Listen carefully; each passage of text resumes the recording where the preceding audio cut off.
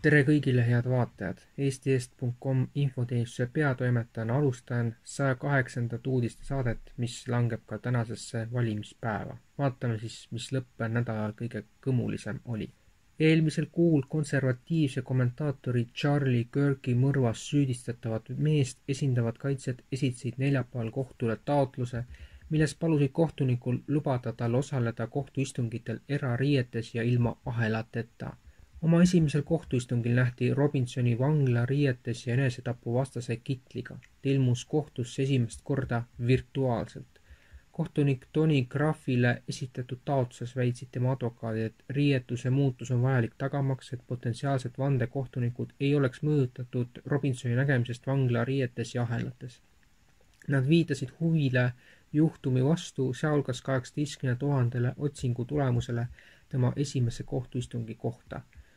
Kuna iga juhtumi areng tekitab tuhandeid artikleid ja kommentaare veebis, suureneb ainult tõenäosus, et potentsiaalsed vandekohtunikud näevad ilmseid eelvangistuse märke ja teevad nende põhjal järeldusi härra Robinsoni süü ja või teenitud karistuse kohta, ütlesid tema advokaadid eesotsas riikliku kaitsja Catherine Nesteriga.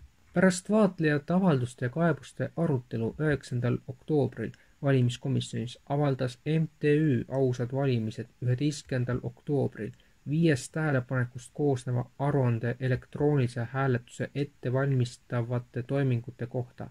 Aruande kohaselt pole häälte avamise võtme kompromiteerimise tõttu algava elektroonilise hääletuse puhul tagatud valimissaladus.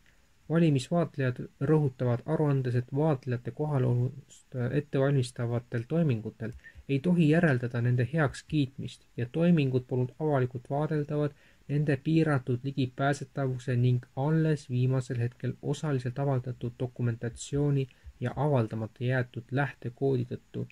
Vaatlejate hinnangul viidi sarnaselt varasemate aastatega puudulikud läbi valimiste krüptovõtmete loomine, mida joonib alla audiitori lugupamatu sekkumine võtmete kasutamise turvaprotokolli proovihääletusel ja selle tagajärjena aset leidnud häälte avamise võtme kompromiteerimine. Etteruttavalt tänasesse päeva nii palju, et seda kaebust ei hakatudki arutama valimiskomisjonis ja täna on nendel minutitel meil uudiste saade kell 14 eetrisse läheb, on EKRE e-valimiste kaebus menetlusest, mida ilmselt Arne Koitmäe Kaja Kallase kursa lükkab tagasi, nagu me teame. Vaid päev pärast Financial Timesi olulist artiklit, mille kohaselt on USA luureteenistused vähemalt juulist alates aidanud Ukrainal korraldada Venemaa naftatehastele pikamaa droonirünnakuid, süttis Krimmis öösel pärast Ukraina droonirünnakut suur naftahoidla. See on nädala jooksul juba teine kord, kui Feodossia rajatis on saanud rünnaku ja süttinud leekides. Oluline on see, et see on Krimmi suurim nafta ladustamise ümberlaadimise keskus, mille mahutavus on umbes 250 000 tonni. Vene allikate sõnul peatas õhutõrje sadama linnas kütusehoidlat sihikule võtnud üle 20 drooni.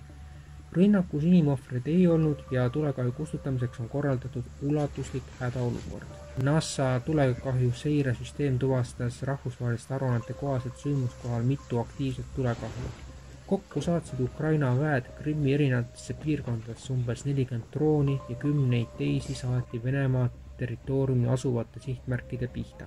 Uue Lancet 2.0 komisjoni avaldamine ja WHO peadirektori Tedros Adhanom Ghebreyesususe kaasnevad märkused kuulutasid midagi, mis ulatub tervishoiupoliitikast palju kaugemale.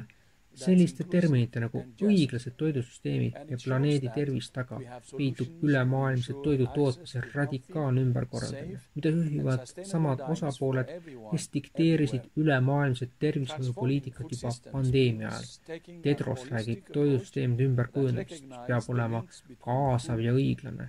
See, mis kõlab kahjutult, on tegelikult poliitiline ümberkorralduskava.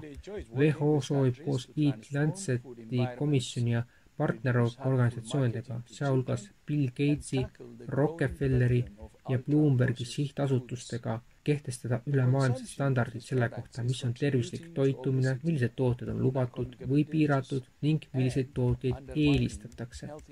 Kavandatud ülitöödeldud toiduainete operatiivne määratlus loob aluse ülemaailmsele regulatiivsele instrumendile. Tooteid, näiteks tubakat, võiks märgistada hoiatustega, neile kehtestada kõrged maksud või need täielikult keelata. Epideemiaks valmisoleku innovatsioonide koalitsioon CEPI teeb CEPI pressiteate kohaselt koostööd India Serum Institute of Indiaga, mis on maailma suurim vaktsiinitootja ja Houstoni metodisti uurimisinstituudiga, et kasutada tehisintellekti AI uue pandeemilise vaktsiini väljatöötamiseks H5N1 linnugripi bird flu vastu.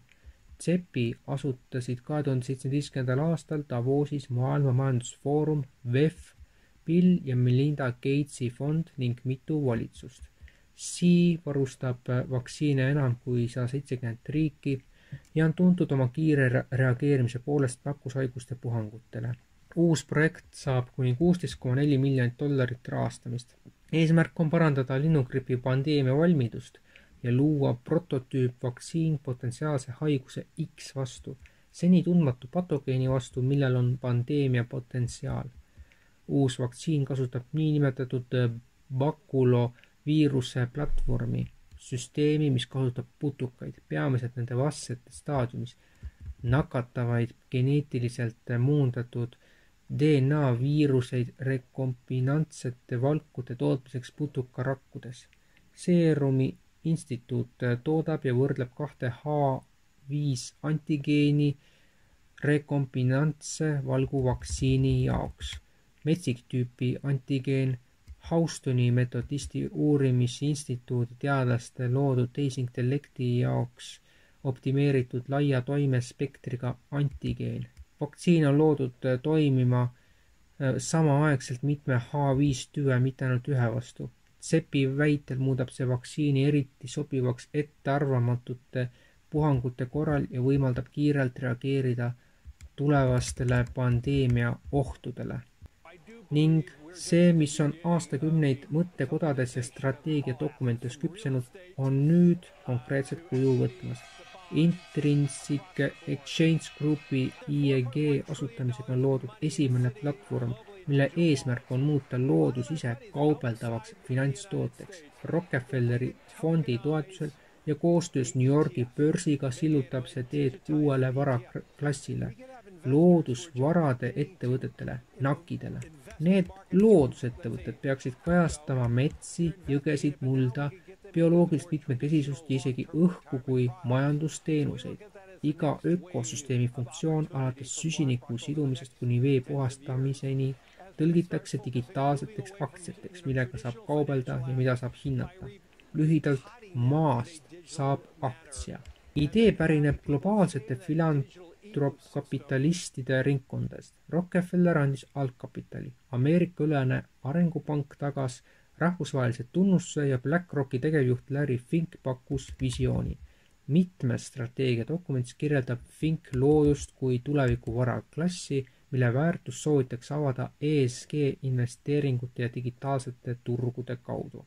Sellise karmi noodiga põhiosa saatest on lõpusirgel. Olgu siinkohal vaid öeldud, et mis iganes valimistulemused ka nüüd siin südapaiku ei tuleks, me teame juba niigi, et e-valimised on kompromiteerinud ennast ja nende kasutamine on selgelt kuritegelik. Eks siis näha ole, milline osalus saab olema, aga praeguse seisuga, kui me seda saadet salvestame, on elektrooniliselt hääletanud inimesi rohkem kui paberhääletanuid ja see on ausalt öeldes kahetsusväärne. Aga Eesti Eest portaal saab olla tsensuurivaba ja täiesti sõltumatu ainult kui toetate meid pisikese toetusega. Toeta eestiest.com-i Mihkel Johannes Paimla EE 4077 0077 1008 49 65 47 märksõna ülekanne. Nii tiitrites saate esimeses pooles kui ka päris lõpus saate sama teksti ise ka lugeda.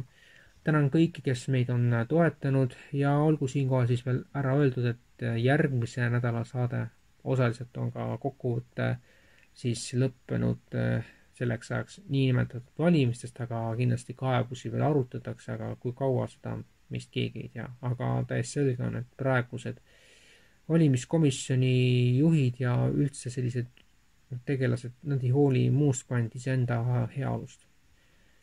Ent sellega siis täna lõpetame, järgmise nädala oleme siis nagu öeldud eetris, aga edasise kohta on võimalik, et tuleb teha paus kuni 2 nädalat, eks siis jälgime arenguid ja hoiame teid asjade käiguga kursis.